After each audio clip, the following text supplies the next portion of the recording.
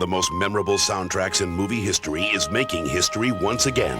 Close Encounters of the Third Kind, the Collector's Edition soundtrack. John Williams' original score, available for the first time ever with 37 minutes of unreleased music. The Close Encounters of the Third Kind soundtrack album. Experience its power today.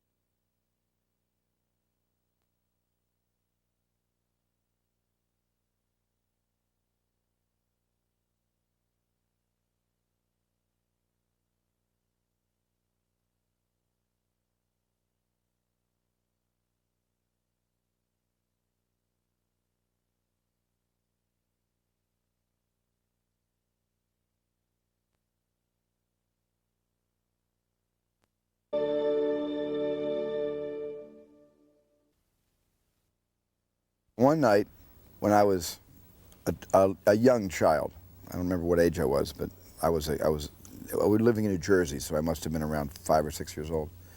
And my dad woke me up in the middle of the night, and he said, "Come with me." Sylvia, come on, we're going on a little adventure. Toby, Brad, come on, get up. And I was really groggy. I remember my dad got me in the car. He said, "I have a surprise for you." And he drove me a while, and we drove to this field. And we got out of the car, and I kept saying, "Dad, what time is it?" And he kept saying, "It's the middle of the night." He didn't say what they said, it's the middle of the night. And there were all these people in this field, several dozen. And my dad brought a picnic blanket, and he put the blanket out on this grassy knoll, and we laid on the blanket, and we looked up at the sky. There was this fantastic meteor shower. And I just remember looking up at the sky, and every 15 to 20 seconds, there was a fantastic streak of light across the sky. And I think that was my first introduction to the world beyond the earth. That probably first impregnated me with wanting to tell stories not of this world.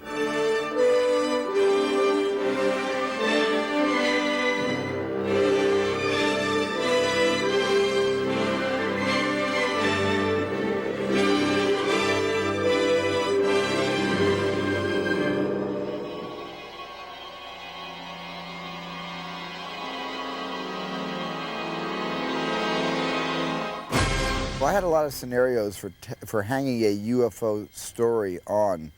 I mean, I had a lot of premises, on which to hang the UFO mythology, and one of them, of course, was that it was a story about a police officer.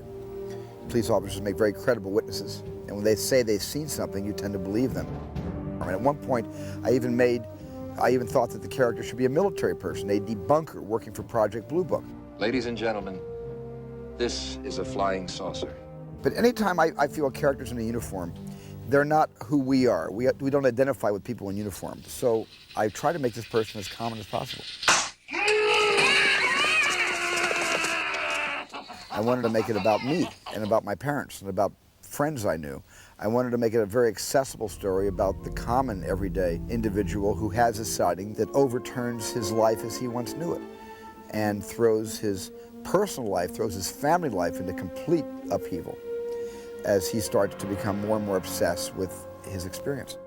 We all felt that this particular project had a noble agenda. This was a big idea that Stephen was talking about.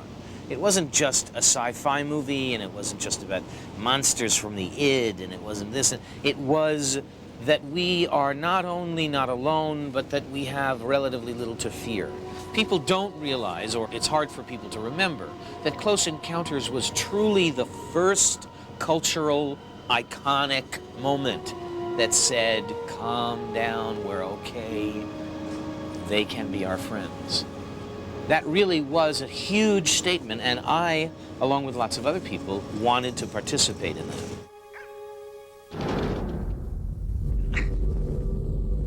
And I remember Dreyfuss is in his pickup truck, and he sees his spaceship. And then things start to fly all over the place. So we thought, how in the heck can we create that? And then we're thinking it was somewhat the idea of Fred Astaire dancing on the ceiling. Well, he just locked the car to a gimbal and turned the car over. That's it. That's it. It was really very simple. The camera locked off, and it looked like I was floating and expanding, and pencils were flying by. What you would see is somebody flying around like they're in this cage, but what the camera saw was always constant. It was movie making at its best because it was really very simple, and yet it was an awesome effect.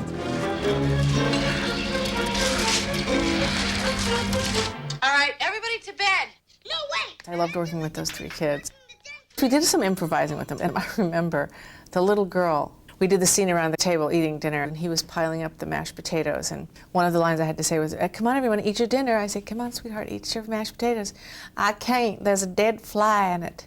She said that, so Stephen left it in. I hate these potatoes. There's a dead fly in my potatoes. The scene in the kitchen,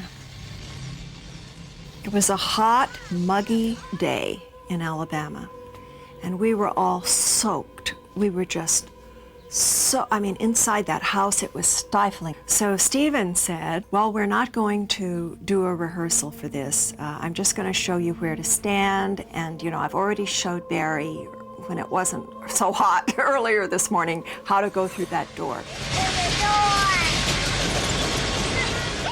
Stephen had taken me aside and explained that the kitchen was going to go crazy, so I knew what was going to happen. So we went in, and he says, action, and the kitchen fell apart. The whole kitchen blew up.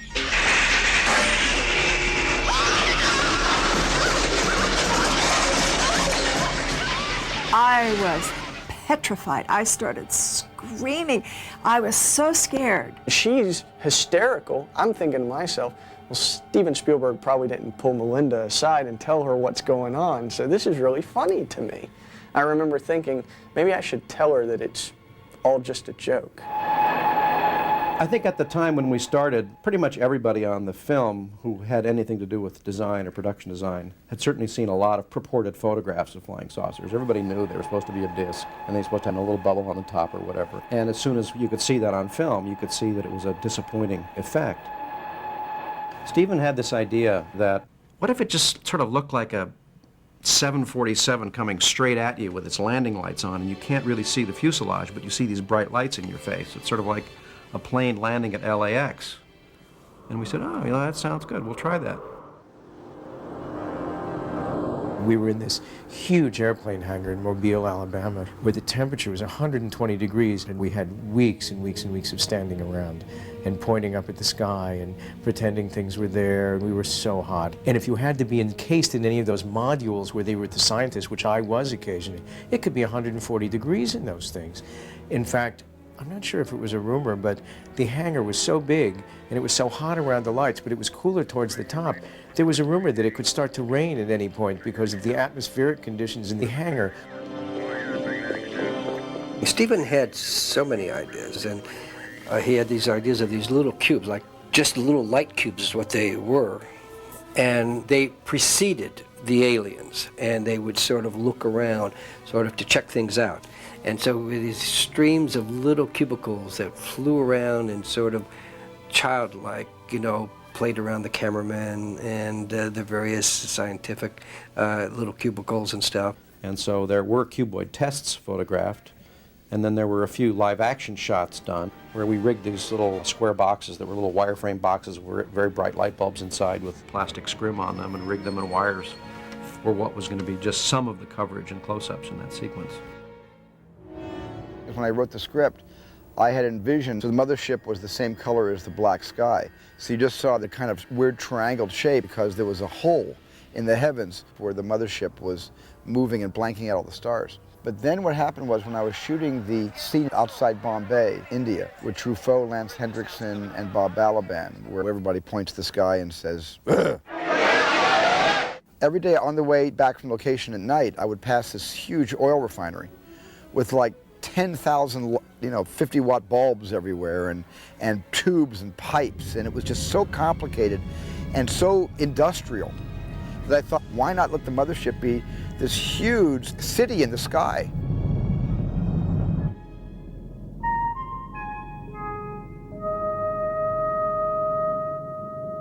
We pre-recorded some music for the mothership landing and the communication between the Earthlings and mothership with these musical signals. So before I saw a script, we went into the studio to record on synthesizers and keyboards the sequence of signals to be filmed in the following year. On Close Encounters, it was very important that John become a major character because music was the actual avenue of communication. That's exactly how they communicated. They communicated through lights, colors, and music.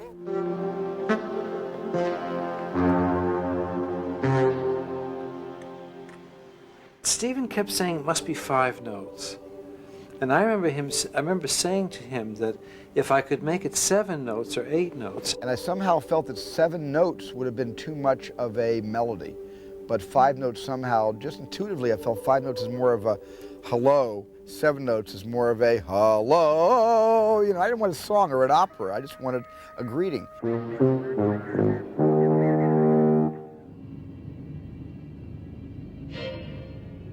I wanted the aliens to look like aliens. I did not want the aliens to look like people in costumes. So my first idea was to get an orangutan and dress the orangutan up in an ET suit and let the ET behave almost simian-like. But I realized in about 5 minutes that wasn't going to work. So I threw that out, and my last idea was to actually have little girls, because they move differently than little boys, much more gracefully, in costume. And we just tried to reshape the configuration of their bodies a bit so they wouldn't look too human, and that's what it wound up being. Stephen decided that when we shot the aliens to really not show them too much.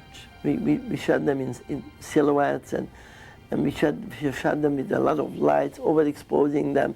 So he just wanted to create shapes and a mystery about them rather than really showing them.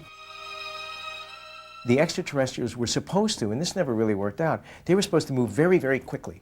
Now, they were going to shoot the extraterrestrials at a lower speed so that it would appear that the action was all speeded up. So the extraterrestrials, to accentuate this, they were all supposed to shuffle their feet and move their hands like this and move really jumpy. Then when the film was speeded up, they would be so fast, they would be like flies buzzing around. It would be so exciting. But of course, you can't really deal with human motion that way, so that you all speed up correctly. And some were on wires, they flew, they twirled around. It was very complicated. They worked for months and months, and they couldn't use any of that stuff. I remember we shot a lot of different things that failed. A lot of different versions of the extraterrestrials that ultimately didn't work out, and then there was one where I was supposed to kind of enter this anti-gravity thing and go floating up, and it didn't really work because they didn't know how to do it.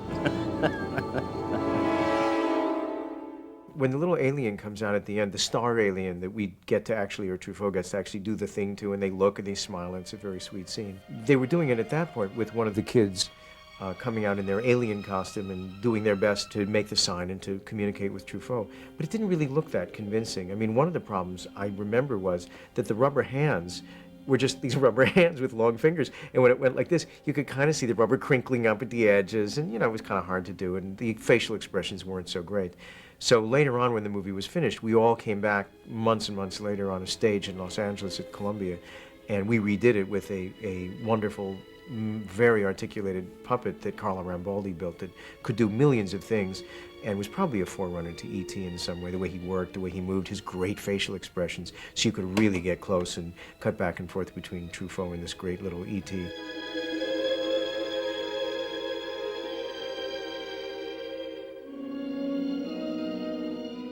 20 years later, I look at my movie and I see a lot of naivete, and I see my youth, and I see my blind optimism, and I see how I've changed.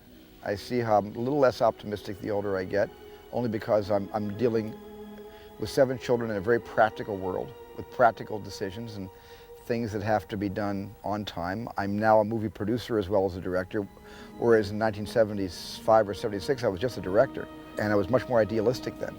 So I look at Close Encounters and I see a very sweet, idealistic odyssey about a man who gives up everything in pursuit of his dreams or his obsession.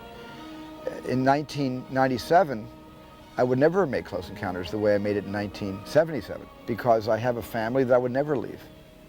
I would never drive my family out of house and home and build a papier-mâché mountain in the den and then further leave them to get on a spaceship, perhaps never to return to them. I mean, that was just the privileges of youth. And it was when I see Close Encounters, it's the one film I see that dates me, that I really look back and see who I was 20 years ago compared to who I am now.